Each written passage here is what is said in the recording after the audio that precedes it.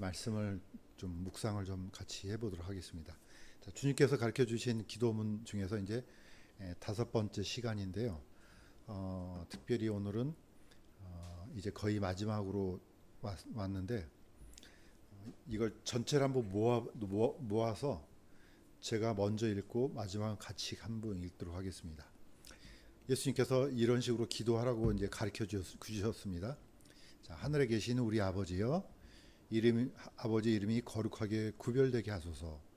아버지 왕국이 임하게 하시고 아버지의 뜻이 하늘에서 이루어진 것 같이 땅에서도 이루어지게 하소서. 오늘 우리의 일용할 빵을 주시고 우리가 우리에게 빚진 자들을 용서한 것 같이 우리 빚을 용서하여 주소서. 이게 이제 지난 시간까지 했던 겁니다. 자, 오늘은 같이 한번 읽도록 하겠습니다. 시작.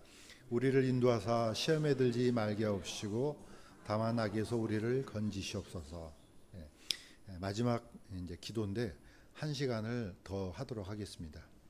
자, 이제 하나님께 기도할 때 이제 마지막으로 예수님께서 이렇게 기도하라고 이제 일러 주셨습니다. 자, 그런데 이제 이게 약간 묵상이 좀 필요합니다. 왜냐, 굉장히 약간 헷갈리기도 합니다. 일단은 이 말씀을 보시면은 하나는 능동적이고 하나는 약간 수동적입니다. 자, 군사가 방패와 칼을 들고 이제 전쟁을 할 때 방패는 방어용이죠. 칼은 적극적으로 싸우는 무기입니다. 근데 여기서도 기도도 약간 이제 그런 속성이 들어 있습니다. 우리를 인도하사 시험에 들지 말게 하옵시고, 시험에 들지 않도록 기도하고 있고, 혹시라도 시험에 들어서 악에 빠졌으면은 우리를 건져 주시옵소서, 이렇게 이제 기도하라고 이제 가르쳐 주셨습니다. 문제는 여기서 악은 좀 들어오는데 시험이란 단어가 굉장히 잘 안 들어옵니다. 왜냐하면 이 쓰임새가 너무나 다양하고 방대하고 또 어떤 것은 시험 같기도 하고 어떤 건 시험 같지 않기도 하고 그렇습니다. 자, 성경을 통해서 한번 살펴보도록 하겠습니다. 특히 이제 들어온 게 이제 야고보서 1장 12절에 14절입니다. 이건 제가 읽겠습니다. 시험을 견디는 자는 복이 있나니 하나님께서는 악으로 시험을 받지도 아니하시고 친히 아무도 시험하지 아니하시느니라. 오직 모든 사람이 자기 자신의 욕심에 이끌려 유혹을 받을 때 시험을 받나니. 자, 그래서 이제 시험이라는 단어를 보면은 다 이제 뒤져서 연구를 해보면 크게요, 시련, 이것도 시험이라는 단어를 써요. 그 다음에 유혹, 이것도 시험입니다. 그 다음에 테스트, 또 실험, 또 시험, 다 이 단어 안에 다 들어갑니다. 그러니까 이제 성경에서 아니 여기 보면은 하나님께서 시험도 안 하시고 아무도 하나님 자신도 시험을 받지도 않고 시험하지도 않는다는데 보면은 성경에 보면은 시험하시려고 이런 게 나옵니다. 바로 이제 밑에 구절이 창세기 20장 1절에서 2절에 하나님께서 아브라함을 시험하시려고, 아니 이게 충돌이 일어나죠.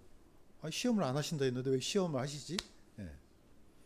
또 심지어는 예수님께서 성령에게 인도를 받아 광야로 들어가서 40일을 마귀에게 시험을 받으시더라. 이런 식으로 한 단어가 여러 용도로 쓰이는 경우가 있습니다. 그러면 이제 하나만 꽂혀버리면은 다른 거는 이해가 안 되죠. 이제 바로 이런 종류의 단어가 바로 시험이에요. 그러니까 다시 한번 정리하면은 시험도 여러 종류의 시험이 있다는 것을 우리가 이제 적어도 이제 범위를 좀 넓힐 필요가 있습니다. 그러니까 야고보서 1장에는 분명히 시험을 견디는 자는 복이 있다. 딱 봐도 이거는 느낌상 이 시험은 뭐 유혹이나 뭐 실험이나 이게 아니고 시련에 가깝잖아요. 시련.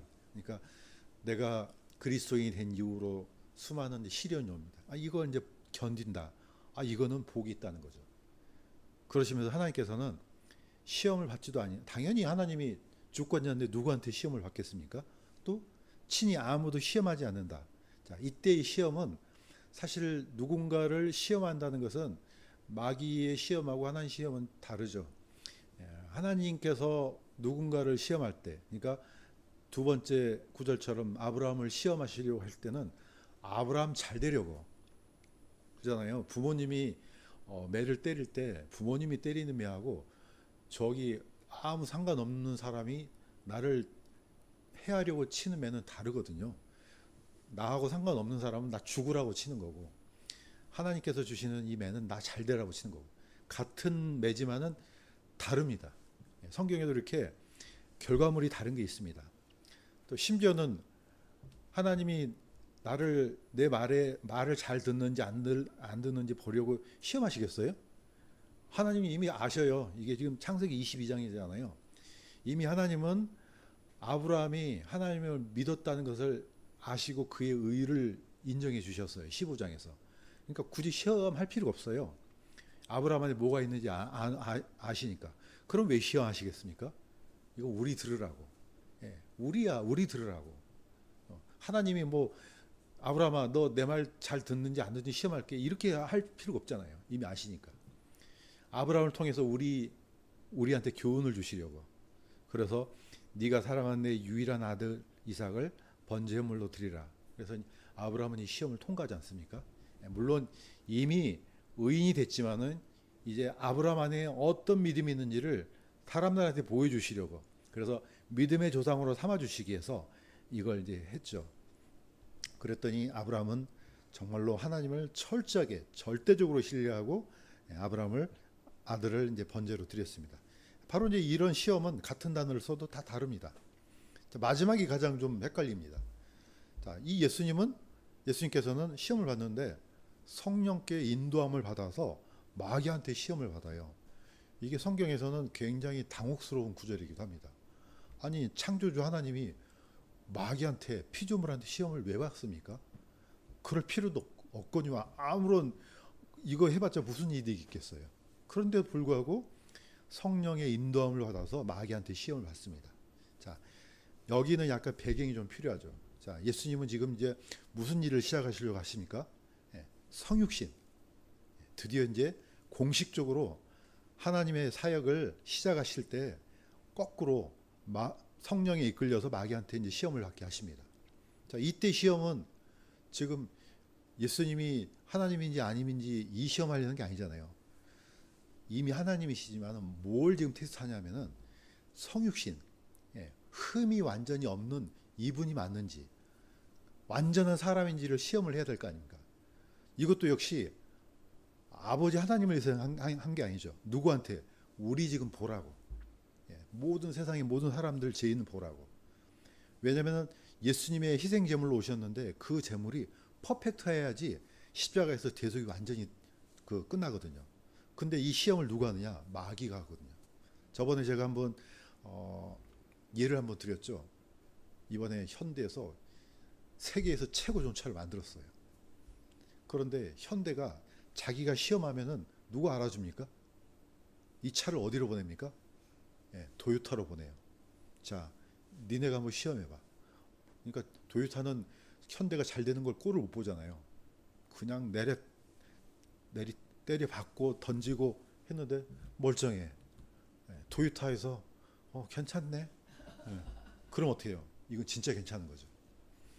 예수님께서 40일 동안 시험을 받으셨는데 다 통과됐어요. 당연히 통과된 건 당연하죠. 그런데 하나님은 사탄 마귀를 통해서도 증명을 해내십니다. 이분이 완전한 하나님이고 완전한 사람이다. 지금 누구 들으라고요? 우리 보라고. 그런 것처럼 이렇게 시험이라는 단어가 있지만 다양하다는 거죠. 목적도 틀리고 결과도 틀리고 또 누구를 위해서 유익이 가는지도 틀립니다. 자, 마지막 장면을 한번 보시면은 자, 예수님께서 마귀가 예수님을 성전 꼭대기에다 세웠습니다. 세우면서 이렇게 했습니다. 네 발이 돌에 부딪히지 아니하게 하리로다 하였느니라. 그러면서 뛰어내리라. 여기가 지금 예루살렘 성전 꼭대기예요. 근데 사실 광야에서 시험을 받았는데 갑자기 어디로 갑니까? 예루살렘 성전 꼭대기까지 가요. 그러면 마귀도 엄청난 능력자죠. 순간 이동을 하는 거죠. 당연히 뭐 이건 당연한 거죠. 그것도 예수님을 모시고 성전 꼭대기에 딱 세워버렸습니다. 사실 이 꼭대기는요 한 30규빗이니까 적어도 한 15m 정도 돼요. 그러면 아파트 한 몇 층 정도 될까요? 15m가 한 6층, 5층. 5층에서 뛰어내리면 자연인이 뛰어내리면 어떻습니까? 멀쩡하게 팍 쓰지는 않겠죠, 당연히. 물론 예수님은 그럴 수 있습니다. 그렇지만은 예수님의 테스트를 지금 뭘로 합니까? 성육신을 하잖아요. 이분이 진짜 완전한 사람인가를 테스트하는 거잖아요. 자, 이때 예수님이 이렇게 얘기하셨습니다. 너는 주 내 하나님을 시험하지 말라. 이때 시험은요, 하나님의 주권을 의심하지 말라 이거죠. 이건 이제 테스트를 이러한 거죠. 자, 세웠어요. 뛰어내려봐. 하나님이 받쳐준다니까. 그러니까 하나님 못 믿어? 아니, 아버지라며. 뛰어내려도 당연히 받지. 하나님과 예수님 사이에 있는 절대적인 신의를 시험하는 거죠. 사실 마귀는요, 이런 게 많습니다. 우리는 하나님을 믿습니다. 절대적으로 믿습니다. 그런데 순간 진짜 믿어? 진짜 이분이 천지를 6일 만에 창조했다는 거 그거 믿어? 그게 말이 돼? 이런 식으로 귀에다가 탁 내리꽂습니다. 이런 시험들이요, 끝나는 게 아닙니다. 끊임없이 우리 귀에다가 들려줍니다. 그러면 멀쩡한 사람도 계속 듣다 보면 그래? 이렇게 된다니까요. 그래서 기도를 날마다 하는 이유가 이겁니다. 마귀는 날마다 우리한테 이런 유혹과 시험을 줍니다. 매 시간마다 줍니다. 저번에 옛날에 한번 얘기했잖아요. 저는 병과가 통신병이었기 때문에 지학 힙수관 돼서 이렇게 전문을 이렇게 받아봤어요.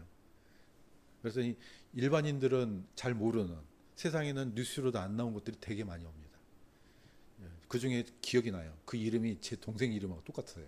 저 북한으로 넘어갔는데. 왜 넘어가느냐? 가만 듣다가 그냥 자기도 모르게 넘어갔다는 거예요. 그래서 막 거기서는 환영하고 그런 일이 있었습니다. 그런 것처럼 가만히 있으면요, 이 귀에 끊임없이 이게 날라옵니다.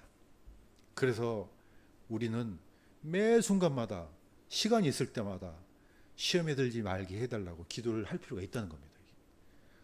절대로 자신이 나는 그럴 리가 없어, 이거 큰일 납니다. 나는 내가 지금 신앙생활한 지 몇 년인데, 내가 이래봐도 내가 목사인데, 내가 전도사인데, 소용없습니다. 이런 거 믿다가요 큰일 납니다. 아무 소용없습니다. 마귀가 그냥 허접한 애가 아니에요. 마귀는 신이라니까, 신.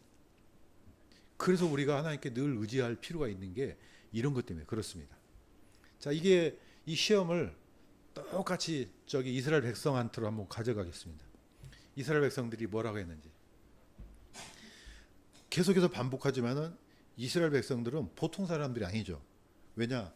그 옛날 하나님께서 이집트에서 10가지 재앙을 내릴 때 자기네들이 직접 봤잖아요. 홍해가 갈라지는 거 본중도 아니고 직접 걸었지 않습니까? 그 바다 밑바닥을 걸어서 저 건너편으로 갔어요. 그 다음에 바다가 확 이렇게 뭉쳤을 때 이집트 군사들이 다 물에 빠진 건 자기 두 눈으로 똑똑히 봤던 사람들이에요. 그랬던 사람들이 어떻습니까? 이제 물이 없게 되자 이렇게 시험했습니다. 모세가 그곳의 이름을 마사 무리바라 했으니 이는 그들이 주를 시험하여 주께서 우리 가운데 계신가 아니 계신가 하였기 때문이더라. 이걸 저 이방인들이 했으면은 뭐 그럴 수 있겠다. 근데 이 사람들이 누구냐? 바로 그 엄청난 하나님의 기적을 두 눈으로 목격하고 체험했던 사람들이 했던 얘기예요. 거의 목말라 죽게 되니까 나중에 하나님이 우리 가운데 계신 거야? 안 계신 거야? 이렇게까지. 분명히 하나님께서 지금까지 이렇게 왔는데 내 옆에 하나님이 있어 없어? 이렇게 해버렸다는 거죠. 자, 이게 어느 광야냐? 르비딘 광야입니다. 이 광야는 좀 기억할 필요가 있습니다. 르비딘 광야. 거기서 하나님을 이렇게 시험했었지. 그래서 마사 무리바 두 용어를 이제 같이 섞어서 주셨습니다. 이것뿐이겠습니까? 나중에 이제 물론 이건 약간 좀 뒤에 있는 얘기지만 하나님께서 드디어 이제 이스라엘을 보내서 가나안 땅 바로 탕 밑에까지 왔습니다. 이제 거기가 어디입니까? 거기가 바로 가데스 바네아입니다. 이 용어도 좀 외우면 좋겠어요. 가데스 바네아는 바로 이제 지나면은 바로 이제 적과 꿀이 흐르는 가나안 땅이에요. 근데 바로 가지 않고 혹시 모르니까 뭐 그 안에 뭐가 어떤 사람들이 살고 지형이 어떤지 좀 정탐을 좀 해봅시다 해서 몇 명 보냈습니까? 예, 12명 보내지 않습니까? 12명 보냈습니다. 자, 12명을 보냈는데 나중에 이제 들어왔는데 10명이 다 부정적인 얘기를 하고 딱 두 사람만, 예, 요수와 갈렙만 빼놓고 다 부정적인 얘기를 합니다. 그러니까 이 사람들이 바로 이렇게 그냥 아마 그 제가 표정을 찾는데 이것밖에 안 나오더라고요. 딱 이런 사람들이 수많은 사람들이 이렇게 하지 않았을까 생각이 들어요. 자, 이거는 같이 한번 읽어보겠습니다. 시작. 어찌하여 주께서는 우리를 이 땅으로 데려와 칼에 쓰러지게 하는가? 우리의 아내와 자녀들이 탈취물이 되리니 우리가 이집트로 돌아가는 것이 낫지 않으랴. 이거는 이 하나님의 뭡니까? 물론 하나님은 영이시니까 있다면 하나님의 심장에다가 쐐기를 박는 겁니다. 그렇게 그냥 이집트에서 홍해를 갈라서 여기까지 들여놨더니 거꾸로 야 이제 다시 이집트로 돌아가자. 그래서 오늘날 이 조사를 해보니까 현재 지금 이스라엘은 이 지구상에서 이민이 딱 허락되지 않는 나라가 딱 한 군데 있습니다. 거기가 바로 이집트입니다. 다른 나라 뭐 북한 뭐 살려면 살아 가서 다 되는데 적어도 여기는 아니지 않느냐. 우리 민족이 거기서 나왔는데 일로 돌아가는 게 되냐? 예, 말이 안 되지 않느냐. 안 믿더라도 이거는 좀 아니지 않을까? 예. 뭐 지금 법이 바뀌었는지 모르겠지만 제가 옛날에 있을 때는 그런 얘기가 들렸습니다. 자, 이 정도로 이집트로 다시 돌아간다는 것은 치명적인 거예요. 나중에 에레미야를 어디로 끌고 갑니까?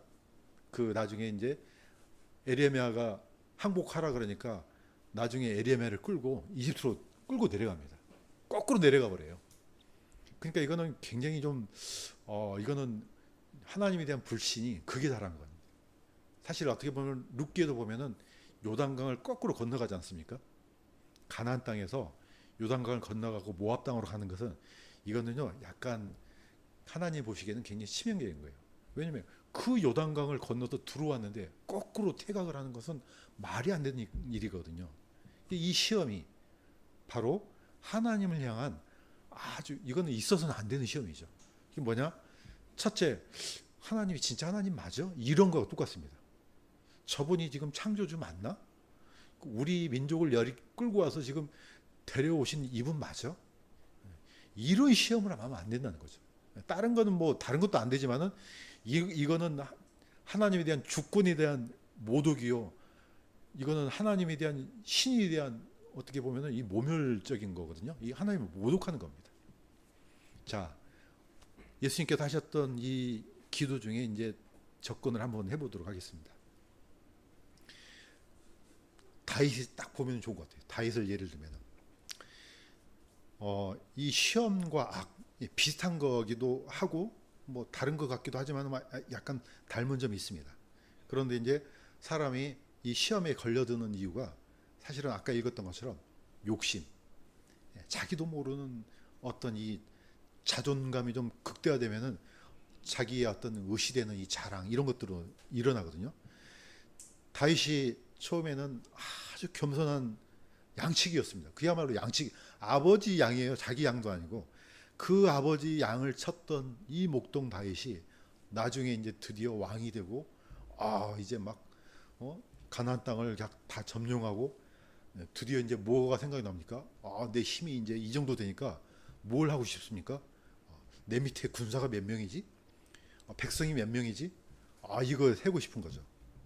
이때 이제 어떻게 합니까?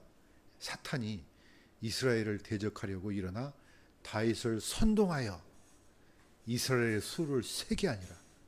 이걸 누가 했느냐? 가장 다윗의 이때 당시 때 다윗의 가장 약한 고리를 치고 들어옵니다.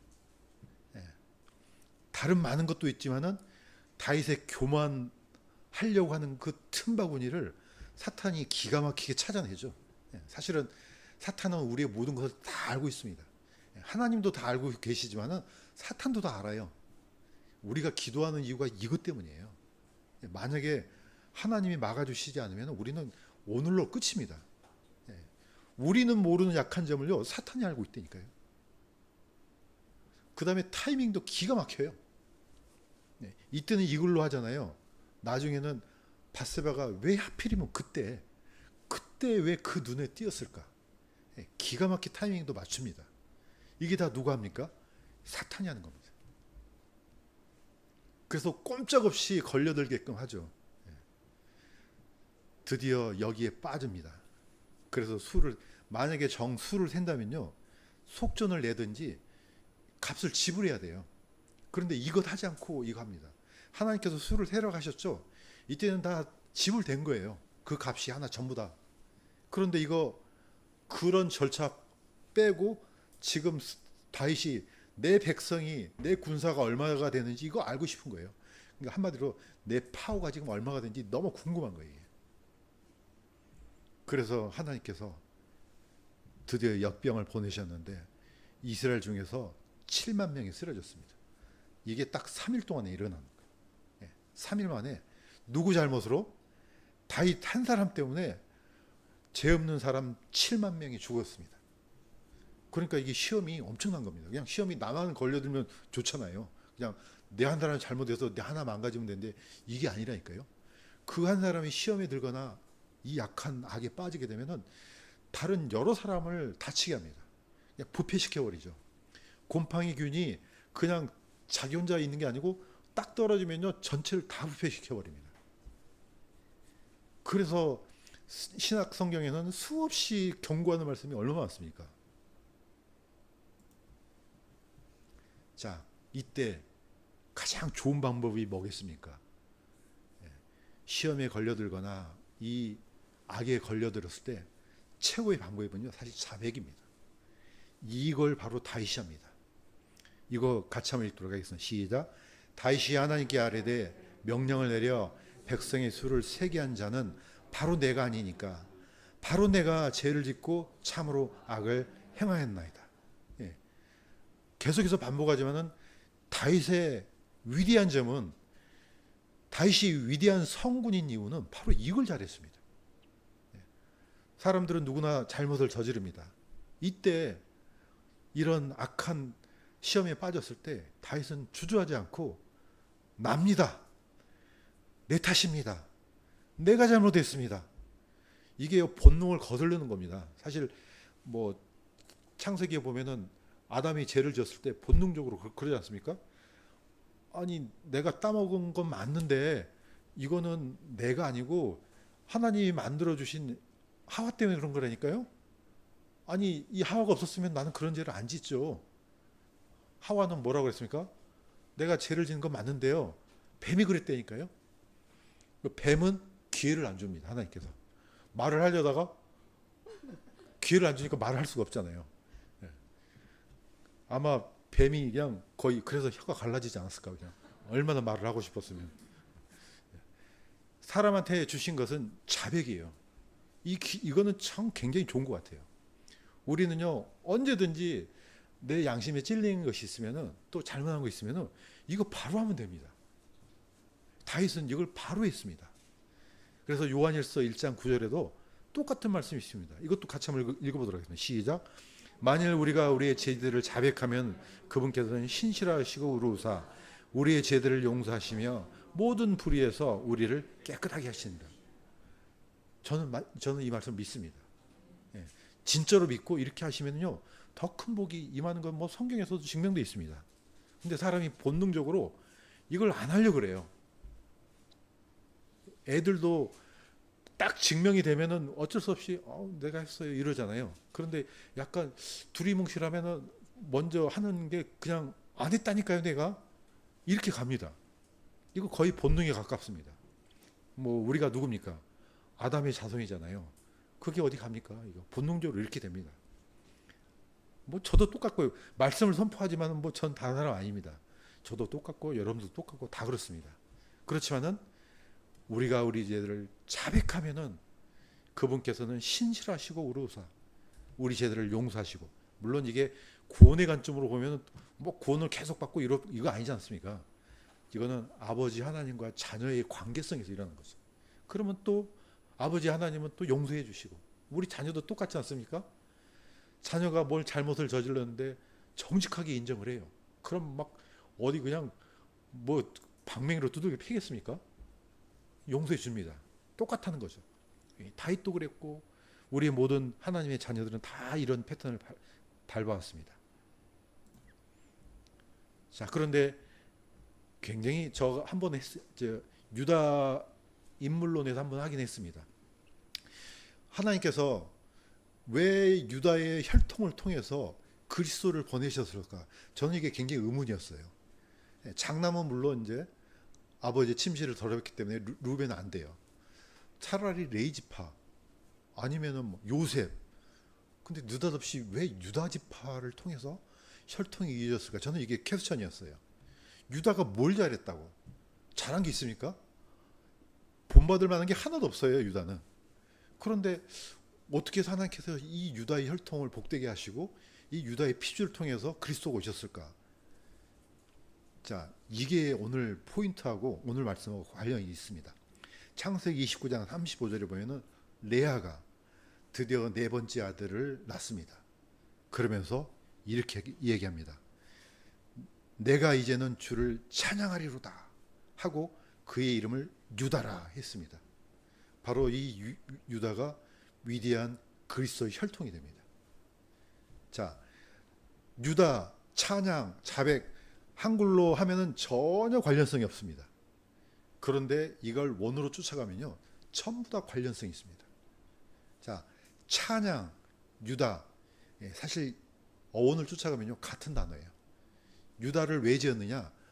찬양하겠다는 거죠. 레아가 드디어 이제 네 번째 아들까지 나왔으니까 내가 이제는 남편이 아니고 주를 찬양하리라. 할렐루야 하나님 하면서 이 이름을 유다라 했습니다. 그래서 많은 사람들이 유다 그러면 찬양이라는 의미가 있구나. 여기까지만 알아요. 여기까지만 알면은 절반은 성공한 겁니다. 나머지 하나가 더 있습니다. 유다라는 이름 안에 뭐가 있습니까? 자백이라는 의미가 있습니다. 이건 굉장히 놀랍습니다. 이거는 신약으로 와야지 이걸 찾아낼 수가 있습니다. 자, 엑소몰로게요. 이 헬라어 단어 보면은 엑스는 밖으로입니다. 호모라는 것은 같다는 뜻이거든요. 우리 보통 호모라고 놀리잖아요. 그 말이 똑같다, 동성이라는 뜻이거든요. 이 말은 원래 동일하다, 일치하다는 뜻입니다.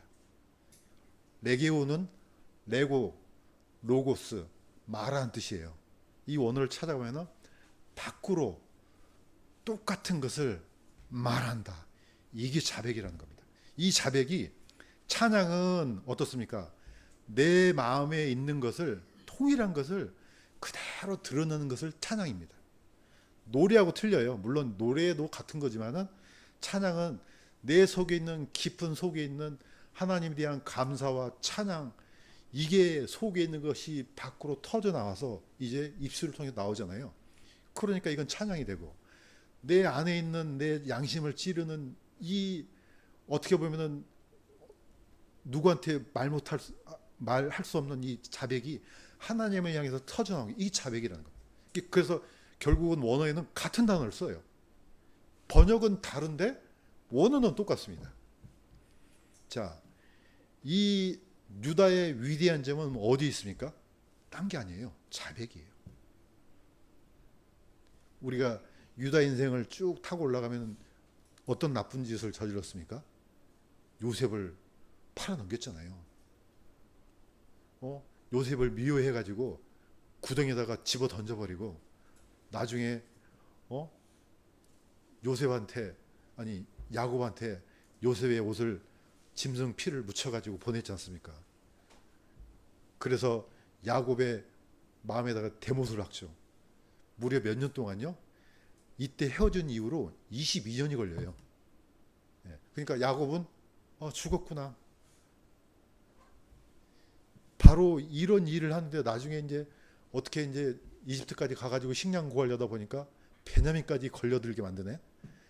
베냐민을 끌고 오지 않으면은 안 풀어준다고 하잖아요. 그러니까 어쩔 수 없이 그냥 베냐민 끌고 갔고 시몬도 데리고 오려고 하니까 나중에 이제 완전히 이러지도 못하고 저러지도 못한 상황에서 누가 나섭니까? 이때 유다가 나섭니다. 이때 유다가 이렇게 합니다. 주의 종이 이 아이를 대신하여, 베냐민입니다. 이 아이를 대신하여 내 주의 노예로 남게 하시고 이 아이는 그의 형제들과 함께 올라가게 하소서. 한마디로 말해서 내가 책임지겠습니다. 이겁니다. 그냥 말로 하는 게 아니고 진짜로 유다는 생명을 바꿨습니다. 이게 자백이라는 겁니다. 얘가 죽을 거 내가 죽을게요. 왜? 내 잘못이거든요. 그래서 유다는 찬양과 자백이 같이 섞여 있습니다. 그래서 오늘날 유대인들을 뭐라 합니까? 유대인이란다. 이스라엘 백성들을 다른 말로 유대 민족이라 하지 않습니까? 그 유대가 바로 유다입니다. 여기서 나와요. 그래서 나중에 이 이스라엘 백성들은 언제 자백합니까? 예수님께서 오셨을 때 스가랴에 나오잖아요. 보니까 그대로 보이거든요. 손에 못자국과 옆구리.